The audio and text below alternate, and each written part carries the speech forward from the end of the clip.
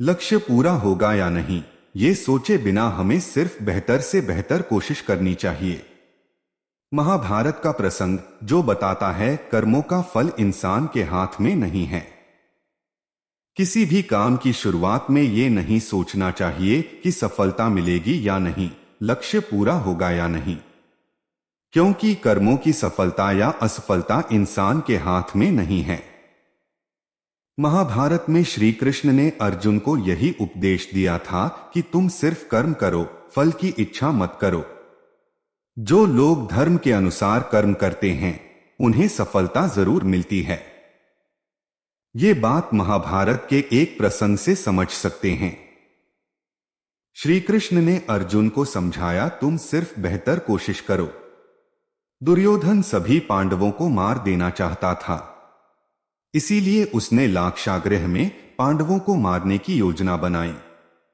लाक्षागृह के षड्यंत्र से किसी तरह सभी पांडव बच गए और वेश बदलकर वन में रहने लगे। उस समय राजा द्रुपद ने राजकुमारी द्रौपदी का स्वयंवर आयोजित किया था। इस आयोजन में पांडव में भी ब्राह्मणों के वेश में पहुंच गए। स्वयंवर में श्री कृष्ण भी मौजूद थे और वे ब्राह्मण रूप में सभी पांडवों को पहचान गए। स्वयंवर में शर्त रखी गई थी कि योद्धा को भूमि पर रखे पानी में देखकर छत पर घूम रही मछली की आंख पर निशाना लगाना है। जो योद्धा इस शर्त को पूरी कर देता उससे द्रौपदी का विवाह होना था। धृतराष्ट्र पुत्र दुर्योधन भी इस स्वयंवर में गया था, लेकिन उसके मन में शंका थी कि वह स्वयंवर की शर्त पूरी नहीं कर सका तो सभी राजाओं के सामने उसे अपमानित होना पड़ेगा। इस डर से उसने प्रतियोगिता में भाग नहीं लिया। उसने लक्ष्य भेदने की कोशिश ही नहीं की। वहां कर्ण भी उपस्थित था। जब जब कोई राजा इस प्रतियोगिता की ओर आगे बढ़ता तो द्रौपदी श्री कृष्ण की ओर देखती थी ताकि उसे ये मालूम हो सके कि राजा विवाह योग्य है या नहीं। स्वयंवर में कर्ण आगे बढ़ा और उसने धनुष उठाकर उस प्रत्यंचा चढ़ा दी।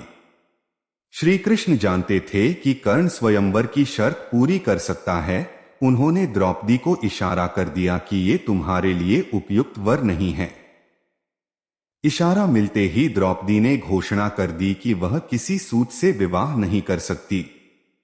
ये सुनते ही द्रौपदी के भाई धृष्टद्युम्न ने कर्ण से कह दिया कि मेरी बहन आपसे विवाह नहीं करना चाहती, आप प्रतियोगिता में हिस्सा न लें। ये सुनकर कर्ण ने खुद को अपमानित महसूस किया और क्रोधित होकर वहां से चला गया। जब अर्जुन इस प्रतियोगिता में शामिल होने पहुंचे तो श्री कृष्ण ने उन्हें समझाया कि मछली की आंख में निशाना कैसे लगाना है। श्री कृष्ण ने अर्जुन को पूरी विधि समझा दी। श्री कृष्ण की बातें सुनकर अर्जुन ने कहा कि अगर सब कुछ मुझे ही करना है तो आपकी क्या जरूरत है। श्री कृष्ण बोले कि तुम सिर्फ वह करो जो तुम्हारे वश में है और मैं वह करूंगा जो तुम्हारे वश में नहीं है, यानी मैं हिलते हुए पानी को स्थिर करूंगा ताकि तुम्हें निशाना लगाने में परेशानी न हो। तुम सिर्फ बेहतर से बेहतर करने की कोशिश करो। श्री कृष्ण की बात मानकर अर्जुन ने बेहतर कोशिश की और उसने मछली की आंख में निशाना लगा दिया।